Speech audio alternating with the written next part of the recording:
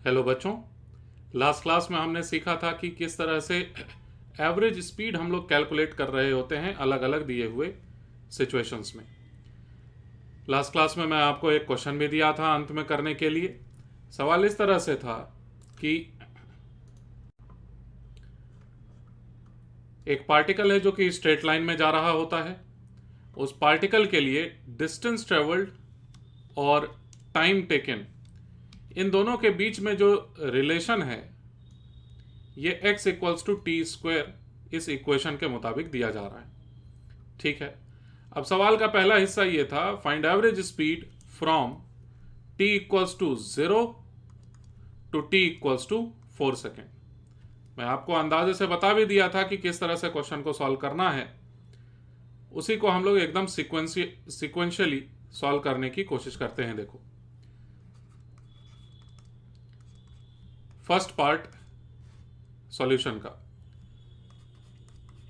Eight t equals to 0, समय जब 0 के बराबर था उस वक्त पार्टिकल कहां पर था? तो x इक्वल्स टू 0 पर था। कैसे पता चला? हमें इसी फॉर्मूले के मुताबिक पता चला।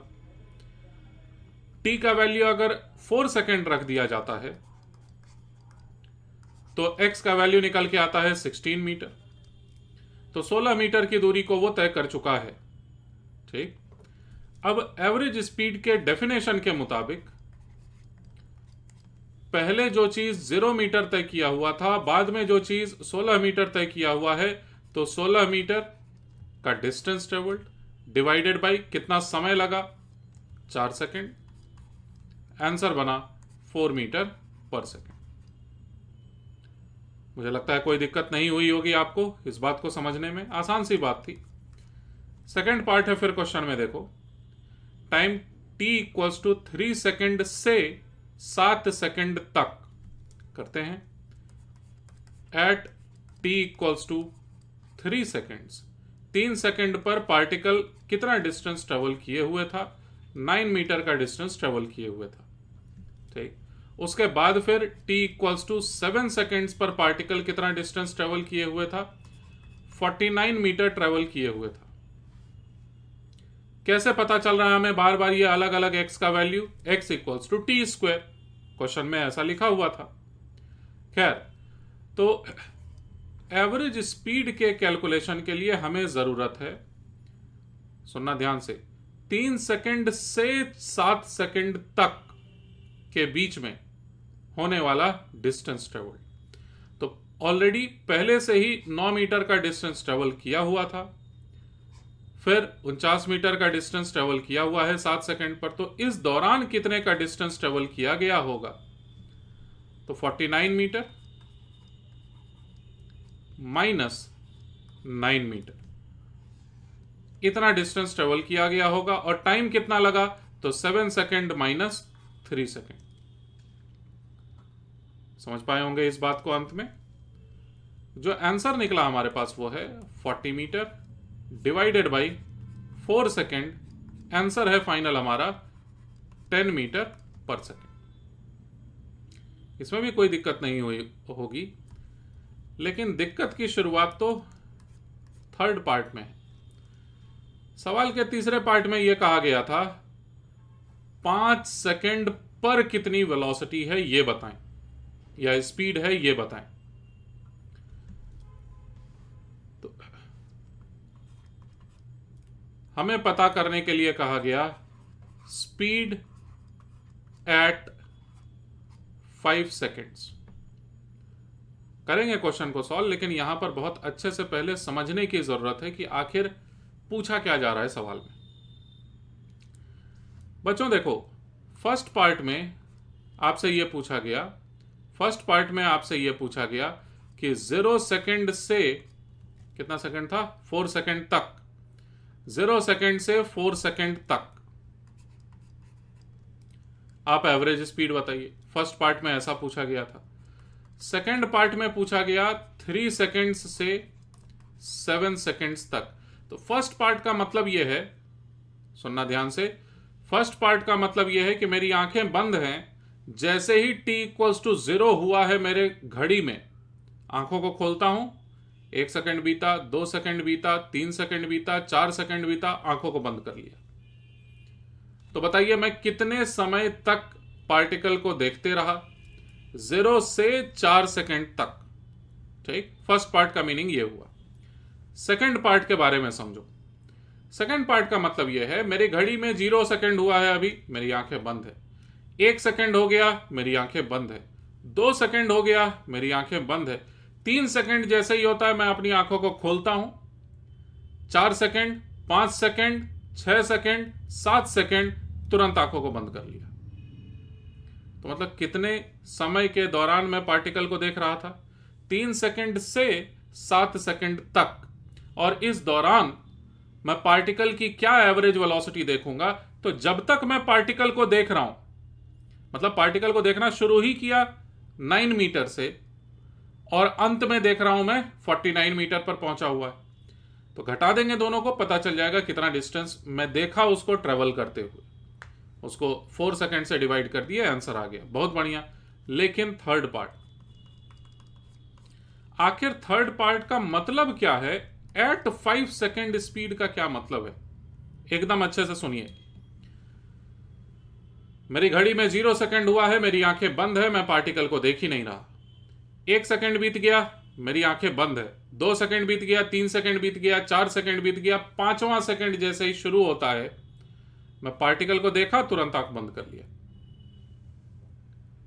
समझे? इस बार क्या है, 5 सेकंड जैसे ही बीता मैं तुरंत पार्टिकल को देखा, आंखों को बंद कर लिया। फिर यह मतलब है एट 5 सेकंड स्पीड का।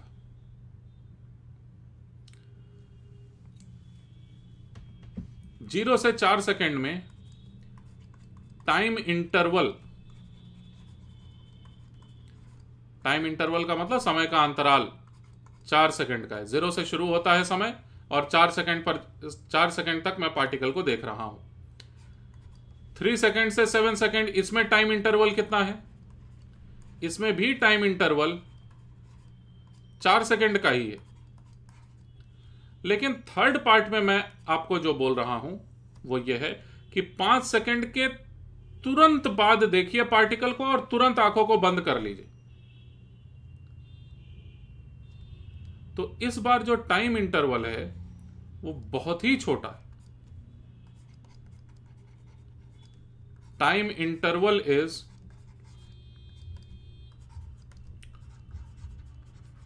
Very small.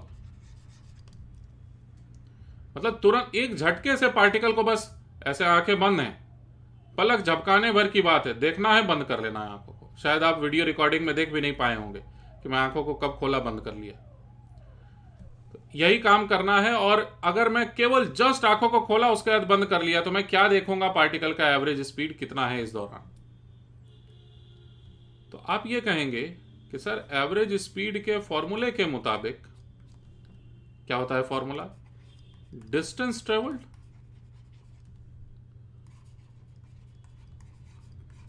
Divided by time interval. इस फॉर्मूले के मुताबिक चूंकि मैं अपने पलकों को बहुत कम समय के लिए खोला और उसके बाद देखा पार्टिकल को काफी कम समय के लिए, इस वजह से मुझे तो ऐसा लगेगा कि पार्टिकल का डिस्टेंस ट्रेवल्ड ये तो बहुत ही छोटा है। होगा कि नहीं ऐसा? आप बहुत कम समय के लिए देख रहे हैं ना पार्टिकल को, तो पार्टिकल कितना ही चल लेगा? पार्टिकल बहुत ही कम चल पाएगा, जिस कारण से डिस्टेंस ट्रेवल्ड बहुत ही छोटा आएगा। चलो मान लेते हैं 0 आएगा, तो एवरेज स्पीड इस कारण से बन गया 0। नहीं नहीं नहीं, बिल्कुल नहीं। डिस्टेंस ट्रेवल्ड बहुत छोटा है, मैं मानता हूं, एकदम 0 के नजदीक है, यह भी मानता हूं। लेकिन जो टाइम इंटरवल है ना, ये टाइम इंटरवल ये भी बहुत ज्यादा छोटा है, ऑल्सो वेरी स्मॉल। ये जो टाइम इंटरवल है ये भी बहुत छोटा है। मैं क्या कहना चाह रहा हूं समझने की कोशिश करिए।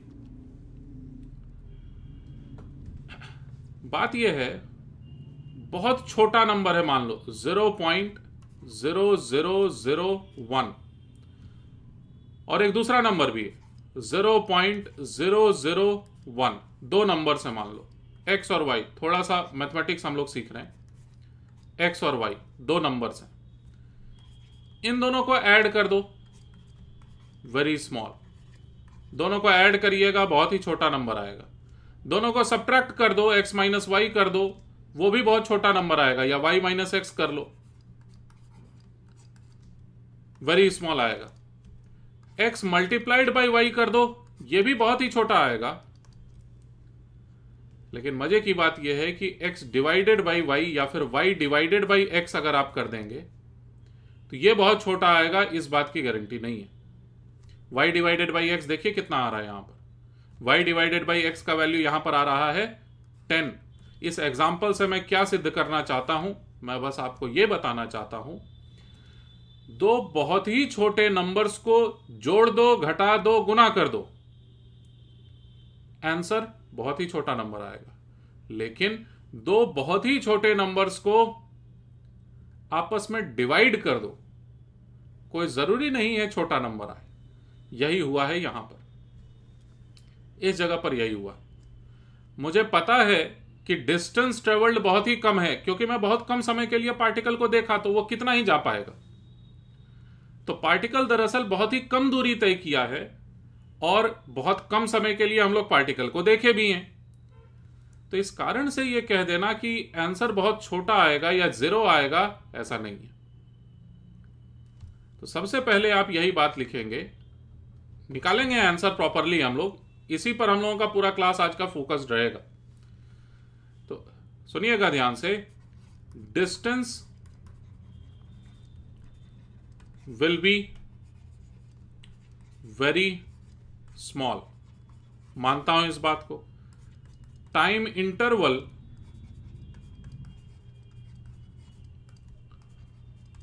will also be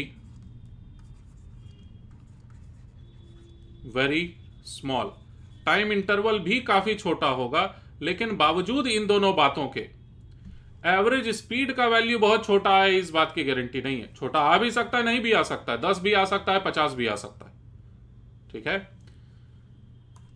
but average speed needs not to be small. सबसे पहले इस कंसेप्ट को सीख गए हम लोग। अच्छा, अब क्वेश्चन को सॉल्व करके सही आंसर तक पहुंचे कैसे। मुझे ऐसा लगा था कि आपके मन में ये बातें होंगी कि जीरो जरूर से आंसर है, इसी को मैं क्लैरिफाई किया सबसे पहले। अब हम लोग आगे बढ़ रहे हैं और आंसर तक पहुंचने की कोशिश करते हैं। चलो एक काम करते हैं, x equals to T square, ये पहले से सवाल में दिया हुआ था। हम लोग क्या करेंगे, at t equals to 5 second हम लोग देख लेंगे कि पार्टिकल की हालत क्या है, यानी x का वैल्यू हम लोग निकाल लेंगे कितना आएगा। और फिर क्या करेंगे, एट t इक्वल्स टू, अरे भाई आंखों को खोले हैं तो कुछ समय के लिए तो खोलेंगे ना आंखों को। मैं पार्टिकल को कुछ समय के लिए तो देखा ही हूं, इस वजह से चलो मान लेता हूं मैं 5.1 सेकेंड, ठीक। t इक्वल्स टू 5 सेकेंड से t इक्वल्स टू 5.1 सेकेंड तक के बीच में हम लोग एवरेज वेलोसिटी कैलकुलेट कर लेते हैं। शायद मेरी बात नहीं समझ पा रहे हैं आप, मैं करके दिखाता हूं, आपको थोड़ा सा और अच्छे से समझ में आएगा। मैं ये कह रहा हूं कि t इक्वल्स टू 5 सेकेंड पर आप x का वैल्यू निकाल लीजिए।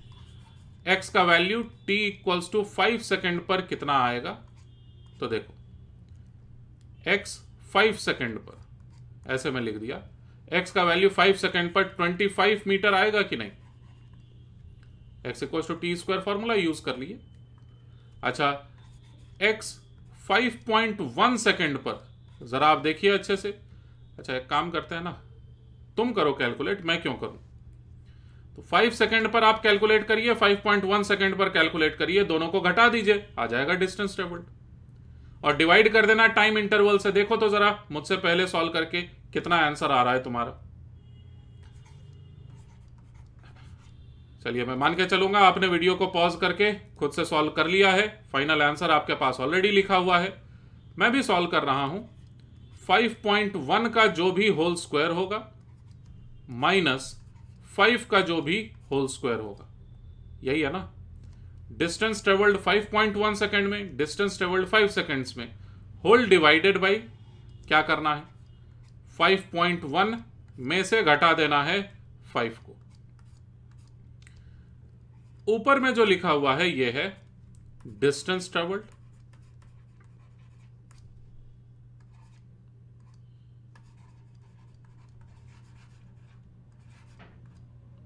और नीचे में ये जो लिखा हुआ है यह है टाइम इंटरवल।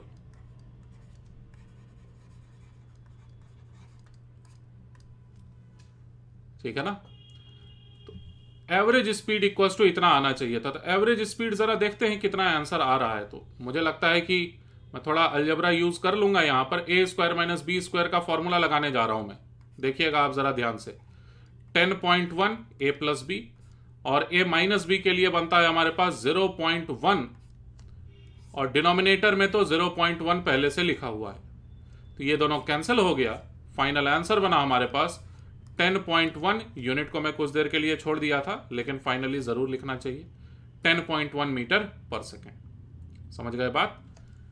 लेकिन याद रखना ये बहुत ज्यादा सही नहीं है, क्योंकि हमने अपने मर्जी से मान लिया कि 0.1 सेकेंड के लिए हम लोगों ने अपनी आंखों को खोल रखा है।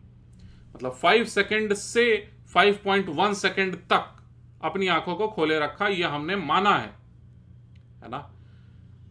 इस कारण से यह बहुत ज्यादा सही नहीं है। इसको और सही कैसे बनाया जाए? इसको और सही बनाने के लिए चलिए एक काम करते हैं हम लोग। मेरे साथ साथ करना इस बार, मेरे साथ साथ भी नहीं, मुझसे पहले करना इस बार।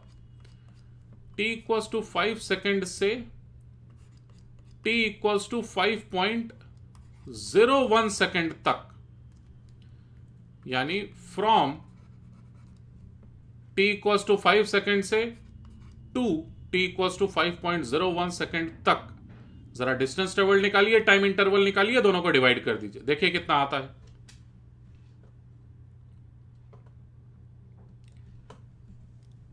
चलिए, मुझे ऐसा लगता है कि आपने सॉल्व कर लिया है खुद से। एवरेज स्पीड में निकालने की कोशिश कर रहा हूं, और इस बार मैं जो लिखूंगा वो है 5.01 का होल स्क्वायर माइनस 5 का whole square, whole divided by फिर क्या रहेगा 5.01 माइनस पूरा पूरा 5, यही रहेगा ना। अगेन ए स्क्वायर माइनस बी स्क्वायर का फॉर्मूला मुझे साफ लगते हुए नजर आ रहा है। रिजल्ट बनता है मेरे पास 10.01 multiplied by A minus B लिखो तो 0.01 होल डिवाइडेड बाई 0.01। समझ गए। तो अब की बार क्या आंसर आया, ये दोनों देखिए कैंसिल हो गया, और फाइनल आंसर बना हमारे पास 10.01 मीटर पर सेकेंड। तो एक अंदाजा तो लग रहा है ना हमें कि किस तरफ आंसर जा रहा है हमारा। पिछले बार थोड़ा सा अप्रोक्सीमेट कैलकुलेशन किए, 10.1 मीटर पर सेकेंड आया, मतलब अंदाजे से क्वेश्चन सॉल्व किए 10.1 मीटर पर सेकेंड आया। फिर हमने सीखा कि और ज्यादा एग्जैक्ट करते हैं क्वेश्चन को सॉल्व, और ज्यादा एग्जैक्ट क्वेश्चन को सॉल्व करने पर आंसर निकल के आया हमारे पास 10.01 मीटर पर सेकेंड। अब मैं बोलूं कि और ज्यादा एग्जैक्ट सॉल्व करते हैं, और ज्यादा एग्जैक्ट सॉल्व करते हैं, और ज्यादा एग्जैक्ट सॉल्व करते हैं, तो क्या इसी क्वेश्चन में हम लोग जिंदगी बिता देंगे? नहीं। यहीं से आता है अलजेब्रा। हम लोग ट्रिक ये लगाएंगे कि फ्रॉम, ध्यान से सुनना, t इक्वल्स टू 5 सेकेंड्स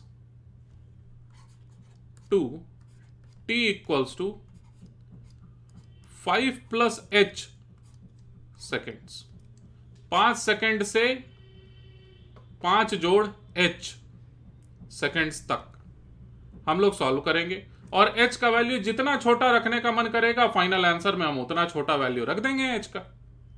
समझे क्या ट्रिक है? तो इस ट्रिक के मुताबिक सॉल्व करने की कोशिश करिए। इस बार देखिए कितना निकल के आता है एवरेज स्पीड का वैल्यू। मुझसे पहले कर दो। चलिए मैं भी सॉल्व कर रहा हूं। अब मुझसे पहले अगर नहीं किए हुए होगे तो आप सीख नहीं पाएंगे बातों को। 5 प्लस एच, एच का वैल्यू अभी जानते ही नहीं है कितना है, बाद में रख देंगे जितना छोटा रखने का मन करेगा। तो 5 प्लस एच का होल स्क्वायर माइनस केवल 5 का whole square whole divided by 5 plus H minus केवल 5। समझ सके?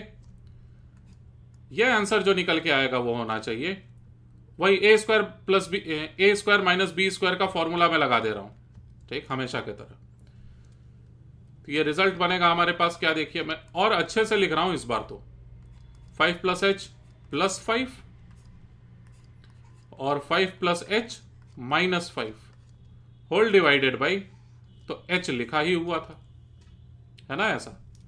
इसको सॉल्व करेंगे आगे, हमारे पास बनेगा 10 प्लस एच और न्यूमरेटर में एक h है, डिनोमिनेटर में भी एक h है, h कैंसिल हो जाएगा।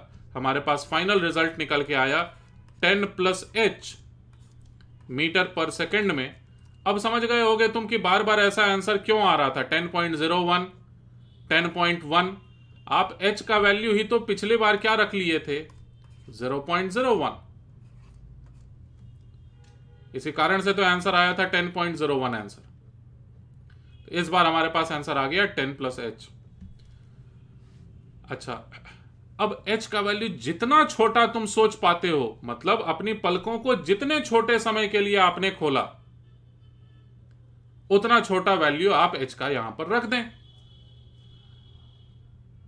तो हम लोग करेंगे क्या, फॉर एग्जैक्ट आंसर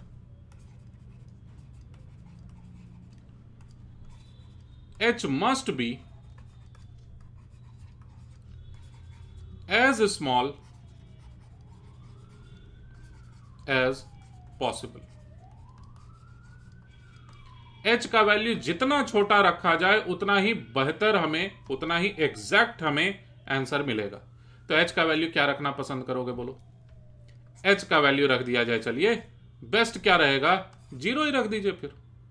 तो फाइनल आंसर हमारे पास क्या आ गया, 10 मीटर पर सेकेंड।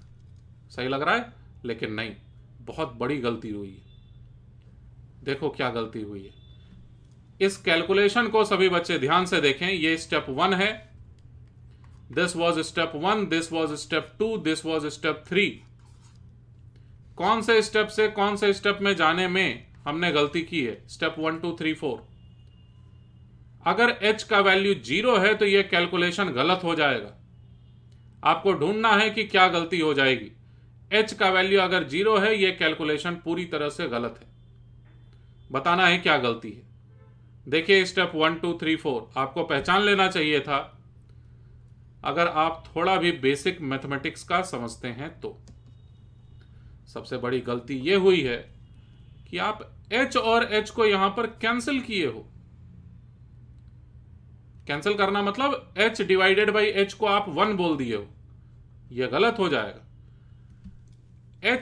h को जैसे ही आप 0 रखिएगा, 0 divided by 0 is not equal to 1। 0 by 0 actually में अनडिफाइंड होता है। ठीक, ये तो मैथमेटिक्स वाली बात हो गई कि 0 बाई 0 अनडिफाइंड होता है। मैं एकदम सिंपल भाषा में समझाने की कोशिश करता हूं कि h का वैल्यू अगर आप 0 रख दीजिएगा, इसका मतलब यह होगा कि आपने अपनी आंखों को खोला ही नहीं। तो आप पार्टिकल को देखेंगे कैसे? आप पार्टिकल को देखेंगे ही नहीं तो स्पीड कैसे बताएंगे? तो h का वैल्यू जितना छोटा हो सकता है लेकिन 0 नहीं है। 0 रख दीजिएगा, इसका मतलब यह हो जाएगा कि आपने अपनी आंखों को खोला ही नहीं। समझ पा रहे हैं मेरी बात को? तो इस कारण से यहां पर कुछ करेक्शन करने का जरूरत है, करेक्शन करते हैं हम लोग।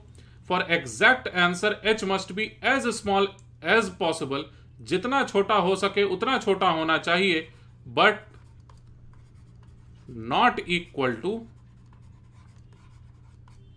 0। 0 के बराबर नहीं होना चाहिए। इस बात को सिंपल तरीके से लिखा जाता है h टेंडिंग टू 0। इसको पढ़ते हैं टेंडिंग टू। टेंडिंग टू का मतलब क्या होता है? 0 के एकदम नजदीक है, जितना सोच सकते हो उतना नजदीक है, लेकिन 0 के बराबर नहीं है। ठीक, यही मतलब होता है टेंडिंग टू का। अब h का वैल्यू टेंडिंग टू 0 रख दीजिए। तो दोबारा से अगर मैं सॉल्व करूं, दोबारा से क्यों सॉल्व करूं, इसी को मैं कॉपी कर लेता हूं, आपको समझ में आ जाएगा। ये जो कैलकुलेशन किया हूं ना मैं यहां पर, इस कैलकुलेशन को फिर से मैं करने की कोशिश कर रहा हूं। आप लिखिए मत अलग से कुछ, मैं बस ये कह दूंगा, लिखने का तरीका होता है ये कि h का वैल्यू बहुत ही छोटा है लेकिन 0 के बराबर नहीं है। इसको लिखने का तरीका क्या होता है देखना, लेकिन डरना मत। Limit h tending to 0। ठीक है, इसको ऐसे लिखा जाता है बस, लिमिट h टेंडिंग टू 0। इसका मतलब क्या होता है, h का वैल्यू बाद में आप आंसर में लिख सकते हैं कि बहुत ही छोटा है। तो limit h tending to 0, h tending to 0 मतलब 0 के बराबर नहीं है h। और ये जो आप लिखे हैं ना यहां पर h टेंडिंग टू 0, इसी से आपको आजादी मिलती है h को इस तरह से कैंसिल करने की। और हम लोग फाइनल आंसर में भी लिमिट h टेंडिंग टू 0 लिखते रहेंगे। आंसर बना 10 meter per second plus 10 plus h meter per second, ये आंसर बना। लेकिन फाइनल आंसर में, और ध्यान से सुनिए, फाइनल आंसर में 10 में एक बहुत ही छोटा नंबर ऐड कर दो तो भी ये कितना ही रह जाएगा, 10 मीटर पर सेकेंड। यही हमारा फाइनल आंसर। समझ सके? 10 में अगर बहुत छोटे नंबर को ऐड भी कर दिया जाएगा तो भी वो 10 ही रह जाएगा। इस कारण से हम लोग ये आंसर रिपोर्ट कर देंगे। तो क्यों नहीं हम लोग शुरुआत में ही h को 0 रख दिए थे, h को 0 रख दीजिएगा अगर, तो ये कैंसिल करना गलत हो जाएगा। h 0 है ही नहीं, h 0 के एकदम नजदीक है लेकिन 0 के बराबर नहीं है, क्योंकि आंखों को खोलना तो जरूरी है ना। तो इस छोटे से टाइम इंटरवल में आप जो देखेंगे वो स्पीड निकल के आएगी 10 मीटर पर सेकेंड, और एवरेज वेलोसिटी फाइनली, अब आंसर जो निकाले हैं हम लोग उसी को मैं एकदम स्टेटमेंट में लिख रहा हूं। द एवरेज वेलोसिटी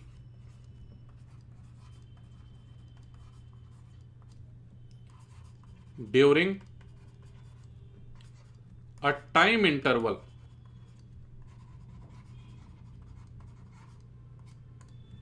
वेलोसिटी मैं गलती से लिख दे रहा हूं, वेलोसिटी के बारे में अभी जस्ट बात करेंगे हम लोग। द एवरेज स्पीड, ये स्पीड था, the average speed during a time interval tending to 0, बहुत छोटा टाइम इंटरवल है ना, तो टेंडिंग टू 0 टाइम इंटरवल के दौरान, the average speed during a time interval tending to 0 is known as, इसे कहते हैं इंस्टेंटेनियस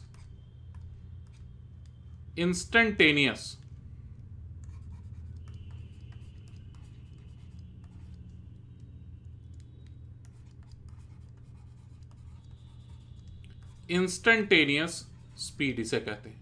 ठीक, यह कहलाता है इंस्टेंटेनियस स्पीड। और दरअसल इस क्वेश्चन के फर्स्ट पार्ट में हमने एवरेज स्पीड निकाला, सेकंड पार्ट में एवरेज स्पीड निकाला, थर्ड पार्ट में हमने इंस्टेंटेनियस स्पीड निकाला है। क्षणिक स्पीड है ये, मतलब एक क्षण मात्र के लिए, एक मोमेंट के लिए हमने आंखों को खोला, तुरंत बंद कर लिया। तो इस दौरान निकलने वाला जो स्पीड होता है इसे एवरेज स्पीड ही कहते हैं, लेकिन इसको साथ में फिर इंस्टेंटेनियस स्पीड भी कहते हैं।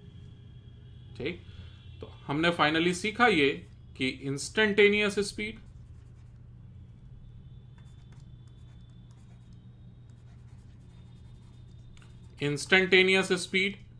At t equals to 5 seconds is 10 meter per second. हमने ये फाइनली सीख लिया कि इंस्टेंटेनियस स्पीड का वैल्यू इतना आएगा। और साथ में अब हम लोग तैयार हैं इंस्टेंटेनियस स्पीड का फॉर्मूला लिखने के लिए, लेकिन उससे पहले जरा रिवाइज कर लो। एवरेज स्पीड का फॉर्मूला क्या हुआ करता था? डिस्टेंस ट्रेवल्ड, मान लीजिए उसको मैं लिख रहा हूं डेल्टा एक्स से, डिवाइडेड बाई डेल्टा टी। यह हुआ करता था एवरेज स्पीड का फॉर्मूला। सिंबल्स में लिख रहा हूं मैं, delta x divided by delta T. Instantaneous speed का क्या फॉर्मूला है? इंस्टेंटेनियस स्पीड का फॉर्मूला यह है कि delta x divided by delta t ही रहेगा, लेकिन जो ये डेल्टा टी है ना, ये बहुत ही छोटा जब हो जाता है। मतलब फिर से सुनो, आंखें बंद हैं, आंखों को खोले, कुछ देर तक देखते रहे पार्टिकल को, फिर आंखों को बंद कर ली। अगर ऐसा काम कर रहे हो आप, तो आप एवरेज स्पीड निकाल रहे हो। लेकिन अगर आपकी आंखें बंद हैं, अचानक से खोले और उसके बाद बंद कर लिए, शायद वीडियो में रिकॉर्ड नहीं हो पाया होगा, लेकिन अचानक से आंखों को खोले उसके बाद बंद कर लिए, तो ऐसे में जो स्पीड निकल के आएगा, दिखाई देगा हमें पार्टिकल का, उसी को कहते हैं हम लोग इंस्टेंटेनियस स्पीड। यानी डेल्टा टी वाला जो टाइम इंटरवल है, ये बहुत छोटा होना चाहिए। बहुत छोटा का मतलब क्या? क्या जीरो हो जाएगा तो चलेगा?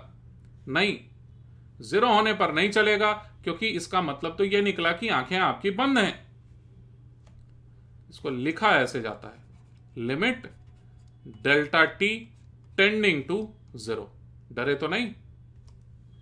चलिए, बहुत अच्छी बात। तो इंस्टेंटेनियस स्पीड तक हम लोग पहुंचे। इसी को ना अब कुछ मैं लिख देता हूं।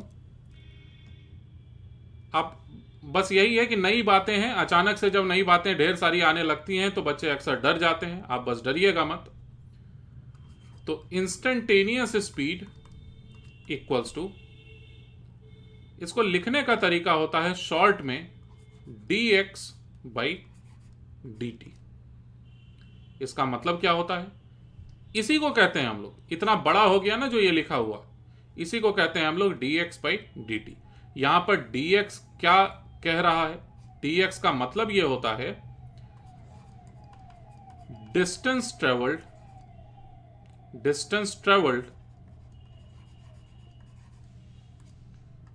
in very small time interval।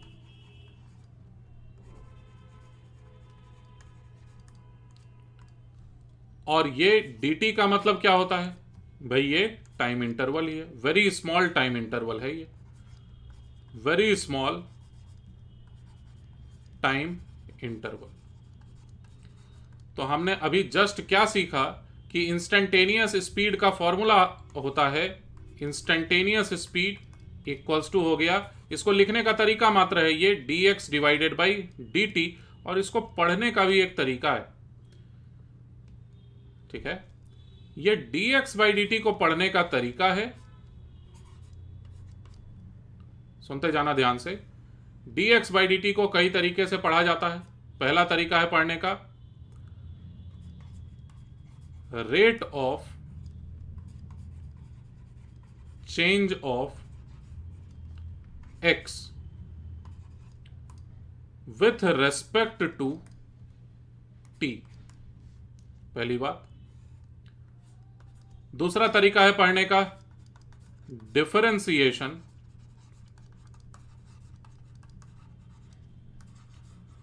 Of x with respect to t। यह केवल इसी का नाम है, dx बाई dt को ये अलग अलग नामों से भी जाना जाता है। अच्छा, हम लोग तो लेकिन क्वेश्चन सॉल्व कर रहे थे ना, क्वेश्चन सॉल्व करते करते हम लोग ये सारी बातों से होके गुजरे। जो ये अभी अभी डिस्कशन किया हूं मैं कि इंस्टेंटेनियस स्पीड का वैल्यू जो निकल के आया था 10 मीटर पर सेकेंड निकल के आया था, ठीक उसी तर्ज पर, ठीक उसी मेथड से, इसी वाले मेथड से ये h मान के और लास्ट में जाके h को टेंडिंग टू 0 रख करके जरा आप कैलकुलेट करिए। और नेक्स्ट पार्ट में दे रहा हूं, 3 पार्ट कर चुके हम लोग, इतनी बातें सीख चुके हम लोग, अब 4th पार्ट में दे रहा हूं आपको क्वेश्चन सॉल्व करने के लिए। करिएगा आप इसे, find speed at t equals to 10 seconds. जरा करिए सॉल्व। स्पीड का वैल्यू 10 सेकेंड्स पर पता करिए, वही एच वाले मेथड से, जैसे बताया हूं एकदम बेसिक से, ठीक है ना। अच्छा, उससे भी पहले ये इंस्टेंटेनियस स्पीड पूछा हूं कि एवरेज स्पीड पूछा हूं? ये एक इंस्टेंटेनियस स्पीड पूछ रहा हूं मैं। देखिए, at t equals to 10 second, 10 second पर स्पीड पता करें, तो इसका मतलब इंस्टेंटेनियस स्पीड है ये। जरा करिए कोशिश आप।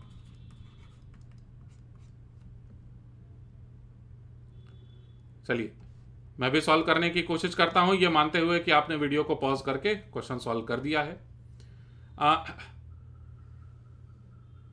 आंसर जो आएगा, यानी इंस्टेंटेनियस स्पीड जो आने वाला है, वो होगा, कैसे करते हैं सॉल्व, 10 सेकेंड्स पर हमें पता करना है, तो 10 प्लस एच का होल स्क्वायर माइनस 10 का whole square whole divided by 10 plus H minus 10।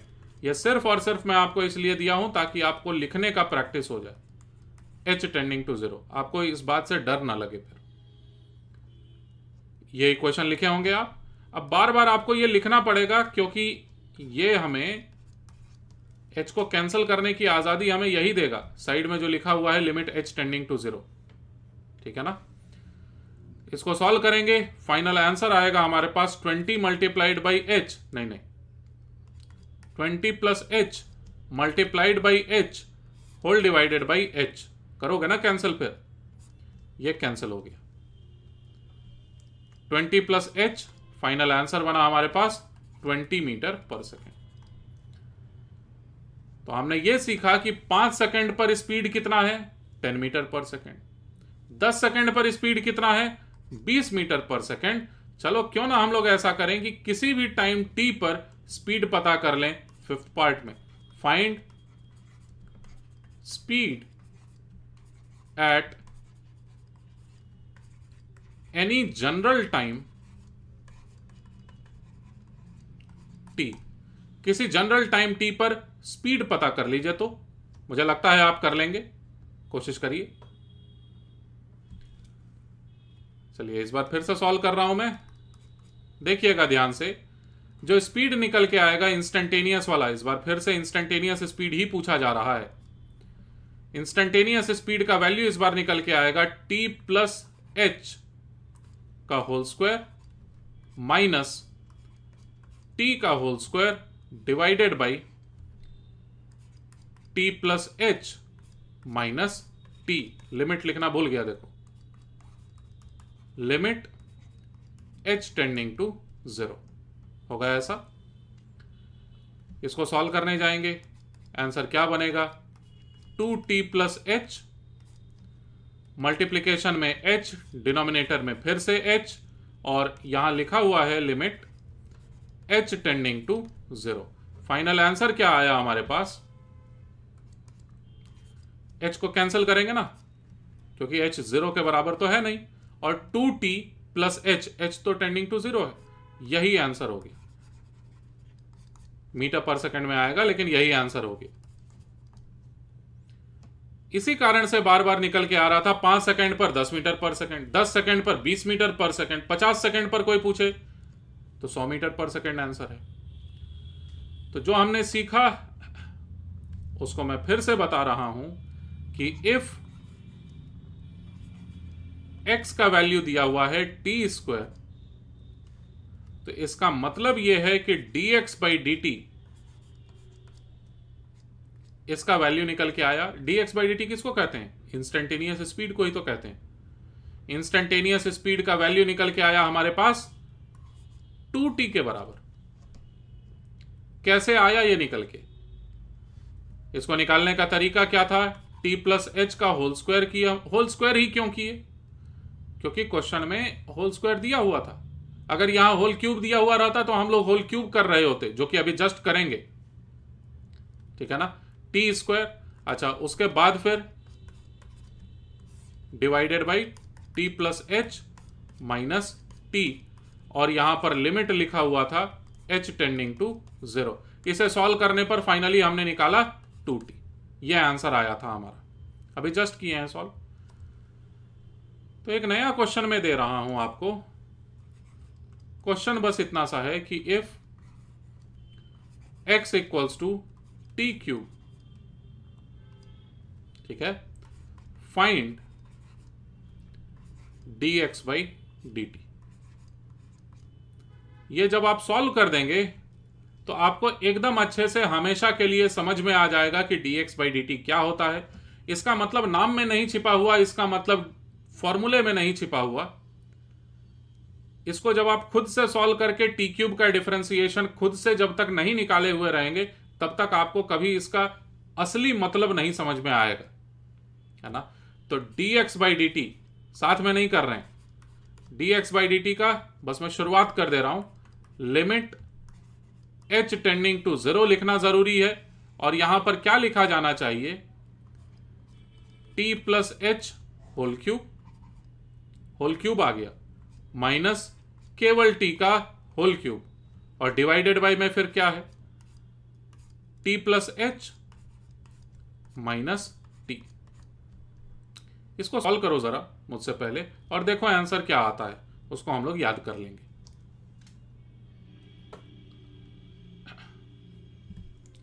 चलिए भाई, मुझे लगता है आपने सॉल्व कर लिया है इसे। तो लिमिट वाले टर्म को मैं ऐसे ही लिखे रहने देता हूं, और a cube minus b cube का फॉर्मूला मैं अप्लाई करने जा रहा हूं यहां पर, a cube minus b cube, जिसके मुताबिक t plus H minus t, और दूसरे ब्रैकेट में टी प्लस एच का होल स्क्वायर प्लस टी का whole square minus t multiply, sorry plus होता है ये, t multiplied by t plus h, ये रहेगा कंप्लीट न्यूमरेटर, डिवाइडेड बाई केवल लिखा हुआ है डिनोमिनेटर में h, यही ना। और थोड़ा सा सिंप्लीफाई करेंगे, पहला वाला ब्रैकेट केवल h ही तो है, लिमिट h टेंडिंग टू 0, पहला वाला ब्रैकेट केवल h ही तो है, तो h डिवाइडेड बाई h हट जाएगा ये, और दूसरे वाले ब्रैकेट को ऐसे ही लिखे रहने देते हैं, h कैंसिल हो रहा है। दूसरा वाला ब्रैकेट है क्या, t प्लस एच का होल स्क्वायर प्लस t का square plus t into T plus H, समझे। अब क्या करो ना तुम कि h कैंसिल तो हो गया, अब h का वैल्यू बहुत छोटा है, इस बात को यहां पर इस्तेमाल कर लो। तो t प्लस एच क्या बन जाएगा, केवल t, यहां पर भी t प्लस एच केवल बन जाएगा t। तो फाइनल आंसर आया हमारे पास टी स्क्वायर प्लस फिर से टी स्क्वायर, यानी कि 3t स्क्वायर। हमने अभी अभी ये सीखा कि if x equals to T square, dx by dt का वैल्यू हमने निकाला, यानी इंस्टेंटेनियस स्पीड का वैल्यू हमने निकाला था 2t पिछले पार्ट में, और अभी अभी जस्ट हम लोगों ने यह सीखा कि x equals to t cube अगर होता है तो dx बाई dt का वैल्यू 3t स्क्वायर होता है। अब क्या है, इतना ज्यादा हम लोग बार बार कैलकुलेशन करने के बजाय मैं आपको कुछ इक्वेशंस बता दूंगा जो कि आपको याद कर लेना है, जो शायद आपको याद होगा भी पहले से। x का वैल्यू कुछ भी मैं लिख दूंगा अगर f ऑफ t, ठीक है ना, तो dx बाई dt क्या होना चाहिए, इसका एक अलग से आप टेबल बना लो, और किसी भी मैथमेटिक्स के भी बुक में, फिजिक्स के भी बुक में आपको मिल जाएगा इसका बना हुआ एक टेबल। डिफरेंशिएशन कहते हैं हम लोग इसे, वही तो लिखा था थोड़ी देर पहले। इसका डिफरेंशिएशन क्या होगा यहां पर, इसका एक नोटबुक में टेबल बना लोगे आप। इस वीडियो लेक्चर के डिस्क्रिप्शन में मैं आपको उस तरह का एक पीडीएफ भी दे दूंगा जिसमें कि सारे डिफरेंशिएशंस का फॉर्मूला लिखा हुआ रहेगा एक साथ। लेकिन बैकग्राउंड में यही चल रहा होता है हर एक फॉर्मूले के, यह आपको ध्यान में रखना होगा। और नेक्स्ट वीडियो लेक्चर से हम लोग इन्हीं फॉर्मूले का डायरेक्ट इस्तेमाल करना भी सीखेंगे, और साथ में हम लोग थोड़ा सा फोकस करेंगे अब एवरेज वेलोसिटी पर भी। एवरेज वेलोसिटी क्या होता है, वेलोसिटी क्या होता है, वेक्टर क्वांटिटीज क्या होते हैं, स्केलर क्वांटिटीज क्या होते हैं, ये सब स्केलर वेक्टर में मान के चलूंगा कि आपको आता है। उस पर डिस्कशन हम लोगों का थोड़ा सा कम होगा, लेकिन होगा, ठीक है ना। ये डिफरेंशिएशन का फॉर्मूला अगले वीडियो लेक्चर के पहले आपको हर एक फॉर्मूला याद हो जाना चाहिए, क्योंकि इसका जबरदस्त इस्तेमाल करने वाले हैं हम लोग जस्ट कुछ लेक्चर्स में। ठीक, मिलते हैं हम लोग नेक्स्ट वीडियो लेक्चर में।